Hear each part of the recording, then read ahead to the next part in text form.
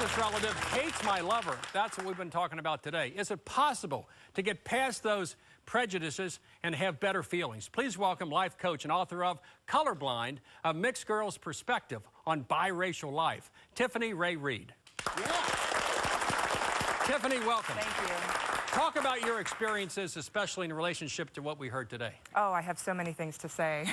Pick out two or three of the good ones. Well, starting with Chad, you know, we talk about this colorblind ideology, like Rue mentioned earlier, where this phenomena that parents, specifically raising biracial children or people involved in an interracial relationship, don't see color. We know that's not the case. We judge people as soon as we see people, whether it's the way that they dress, the way that they wear their hair, the color of their skin.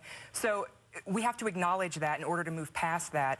And hearing you talk earlier to your sister, I just really feel, Bill had asked about, are we close to resolving this? I think you guys in this situation are very close to resolving this. Your passion and love for your sister is undeniable. And while the stereotypical things that you say about people of color, I think even in front of the audience, you were kind of taken aback with the reality of the words that you were saying. Let's move on to Dan. This is a tougher nut to crack. I mean, I can see a lot of hope here with Chad Absolutely. and Daniel. I see that, and Leo, I see that. I don't see something. In fact, I'll say on the air what I said off the air. I said to Dan, you got to take Rue and your daughter and go to a restaurant that I'll pay for after the show and have lunch or dinner. We'll pay for it. And sit down for an hour and a half with Rue and Kimberly and listen to what they have to say. And Dan said to me, no.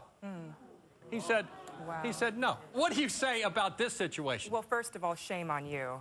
You married a woman outside of your race. You sound very hypocritical telling your daughter that she cannot marry outside of her race, first and foremost. And whether or not you say the words, you give the impression that you are ashamed of your daughter who is mixed, and that is absolutely unacceptable. No matter who your daughter marries, she's mixed, and you need to celebrate her progeny, your grandchildren. It's going to be up to you to make sure that they carry on and celebrate the Jamaican pride that you seem to have. But it's not up to you to tell her who she can love. And Dan, imagine a life with the Chinese experiences, the Indian experiences, and the Jamaican experiences, and the American experiences. Your daughter's a walking UN. Absolutely. There she is. Absolutely. You know, you got four. Dan, are you willing to... Dan, let's hear from you. Please talk, Dan. Please. Pretty confused, right? Confused? No, it's the world. I'm not confused. Dan, before we leave this segment, will you look at Rue, probably your future son-in-law and the father of your grandchildren, look at Rue and shake his hand?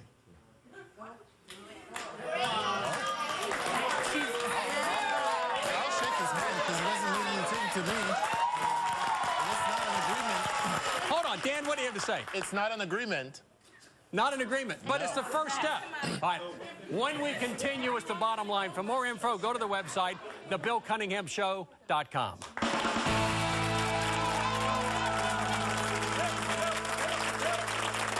The show doesn't end when the camera stops. Are divided by racial views. Can there be a way to a middle ground? Please welcome race relations expert and author of Colorblind, Tiffany Rae Reid, to the show. Thank you. Tiffany, what do you see here? Let's go left to right. Oh, goodness. You know, just listening to the stories, I hear you, Jillian, and I totally understand, you know, having this preference. And it's absolutely okay for you to have a choice, but what's not okay is for you to make generalized statements about black men and associate your choices and your decisions with an entire race. That's absolutely not okay. That's just my personal life experiences. That's what I based it on. And instead of walking around with my head down like I'm ashamed of who I am and being this skin tone, I walk with my head up high and I look at people who are attracted to me. Make the choices based on what feels good for you, but you have to stop slighting an entire race, specifically black men, just because of what makes you feel good. You're slighting someone else. But you do. You like what you like. But that doesn't mean you have to generalize an entire Jillian, population. someone just said profiling. Are you profiling racial black men? profiling? No, I'm not profiling. I mean, is Robert De Niro profiling when he thinks all black women are beautiful? Hell no. Let's move to your left. What's happening here with this couple here is special? Well, I absolutely love what the two of you are doing. You need to keep on doing you. It makes you feel good. You keep doing you. And Venus, you know, racism is based on control, trying to control resources resources and wealth from those who have versus those who have not. You used to have access to your brother. You used to have him, his attention, and you don't have that anymore. He has somebody else to be able to pay attention to. She's taking care of him. He's taking care of her. Let them do that. Oh, But wow. I understand where you're coming from, and I get the issue with the age thing. I mean, it makes you question, can a 20-something-year-old take care emotionally and spiritually of a man who's in his 50s? Yeah. And as long as they're telling you that it's okay, you need to be okay with that. And Venus, say this, because, hold on, off the air you and I spoke, and I said to you off the air, I said, when you leave the stage, are you going to go back to the first segment or the last segment with Venus? And you said, no, I'm done. Did something happen today that caused you to see the light when it comes to Greg and his family? What was it? Was it these surroundings? Was it? No. What was it? It was mainly Melissa. The things she was saying.